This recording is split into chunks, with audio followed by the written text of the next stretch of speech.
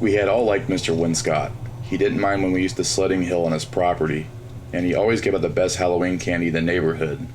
So when we heard he'd been taken by the Tall Man, everyone was really bummed out. You wouldn't have heard of Tall Man, so let me explain. Tall Man has been a legend in my town for decades. Those who claim to have seen him and say he's over 9 feet tall, slight and pale, with an exceedingly polite smile. My dad told me that Tall Man is a collector. He likes things. Dad says his favorite things to take are sad people, empty buildings, and dreams. I have to admit, he's stolen away my dreams more than a few times. When Mr. Winscott didn't show up for church on Sunday, nobody thought it was weird. Then when Monday rolled around and he wasn't at work with my dad, people started to whisper. My parents thought it was odd but not particularly concerning, but then the rumors started that Tall Man had gotten him. A kid in my class even said he had seen the Tall Man in Mr. Winscott's house through a window. I told my parents what Jake had seen, but they only laughed. Tyler and I biked by Mr. Wincott's place every day after school to get to our friend Rory's house. We never stopped in front of Mr. Wincott's to try and see Tall Man through the window like Jake had. We never even slowed down, but one day we played too late at Rory's. Since we didn't want to bike home in the dark, we called our parents and asked to sleep over. Tyler was allowed to, I wasn't. I tried really hard not to look as I biked by Mr. Wincott's cul-de-sac. I almost made it, but my curiosity forced a backwards glance at the house. The lights were all on, and my eyes were drawn to the face in the window immediately.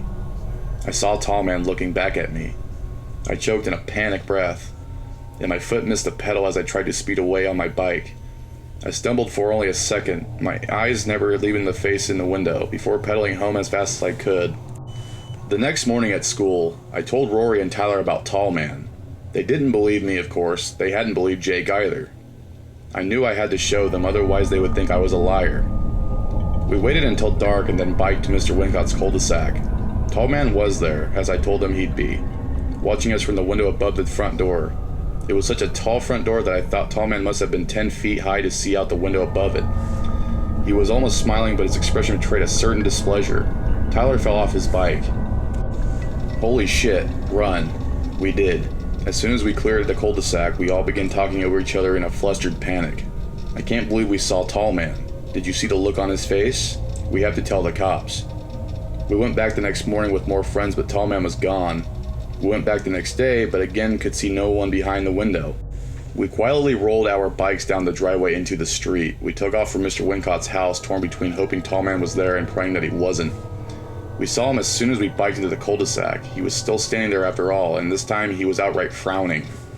He's mad, Rory said. He wants us to stay away. I don't get why he only comes out at night, Tyler said while he snapped a picture. Don't, I hissed. Stop taking pictures. You'll make him madder. It was a chilling thought. We decided to test Rory's theory the following Saturday, emboldened by the assumption that Tall Man could only watch us but never come out. As soon as the sun came up that morning, we biked to Mr. Wincott's, and we had to get close, almost all the way to the beginning of his driveway. But Tyler swore he saw Tall Man still standing in the window. I made hand binoculars and squinted at the window for a few more minutes before Tyler suddenly said, "Let's go," hopping back on his bike and pedaled off. We caught up to him a few blocks later. What the hell was that? I said.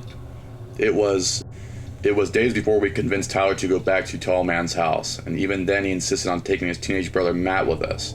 Matt wasn't impressed with our stories at all. He didn't believe us, but he came anyway for Tyler's sake. As soon as we got close enough to see Tall Man in the window above the door, Matt got off his bike. He stared and squinted and stared some more. He got closer than we had ever dared to go at night. We followed nervously behind him. Matt walked up the driveway and then down the stone path to the front porch. We dared not to follow that far. Then Matt went up to the porch stairs, right up to the door. "Holy fuck," he said. And he was right. It wasn't Tall Man after all. We stayed long enough to watch the police break down the door and cut the rotting corpse of Mr. Winscott from the ceiling where he had hung himself from a lamp fixture in his foyer. The body had decayed as it were melting in the days we had watched him from the road. Mr. Winscott had written no note and made no goodbyes, leaving behind only the sad imprint of a divorced middle-aged man suffering a sad, well-hidden depression. It was weeks before the town lost interest in the tragic suicide and months before kids stopped asking us to describe the body in all of its gory detail. Eventually, even Tyler and Rory stopped talking about it. Everyone had moved on, everyone except me. See, there was one detail that always bothered me. One thing I never told Rory or Tyler. It was about the first time I'd seen Tall Man. The time I'd been alone. The thing was, I'd seen Mr. Winscott that night. He'd been sitting alone in his kitchen eating dinner. But I'd seen something else too. In the upstairs bedroom window, there had been an impossibly tall and possibly pale man staring back at me. And he'd been politely smiling.